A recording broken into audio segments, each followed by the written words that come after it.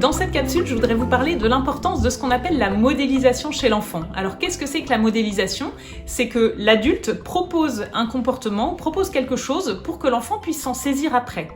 Dans le développement ordinaire de l'enfant apprend énormément par modélisation.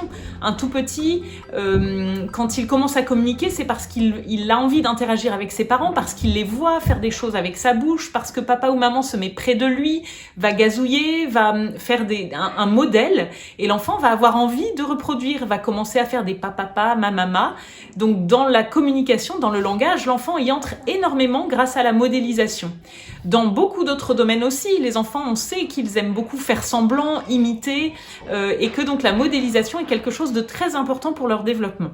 C'est important de garder ça en tête aussi pour l'alimentation, parce que très souvent, quand un enfant présente des difficultés alimentaires, qu'est-ce qu'on a tendance à faire en tant que parent? Comme les repas sont longs, sont compliqués, on a tendance du coup à faire manger l'enfant avant ou après, et en tout cas à peut-être moins partager de temps avec l'enfant sur les temps du repas.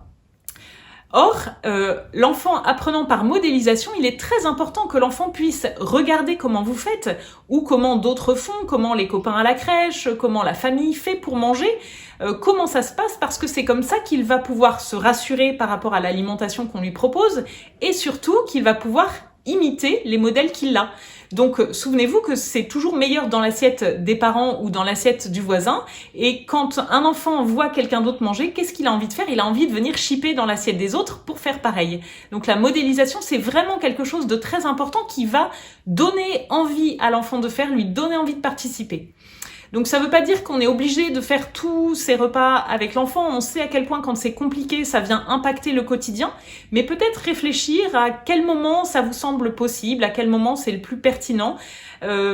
Parce que c'est vraiment important que l'enfant puisse s'y habituer, puisse regarder, puisse observer pour avoir envie de faire. Et plus il regarde et plus il a des modèles, plus il va avoir envie de faire. C'est pour ça aussi que parfois la cantine peut être un médiateur intéressant pour aider certains enfants dans l'alimentation par les modèles qu'ils vont avoir de leurs copains ou des autres adultes, par exemple, qui vont partager ce temps de repas. Donc, quand les choses sont compliquées, pensez à la modélisation. Plus vous faites, plus vous montrez à votre enfant, plus vous le guidez, plus vous lui montrez le chemin pour qu'il puisse, à un moment, avoir envie et essayer à son tour de le faire.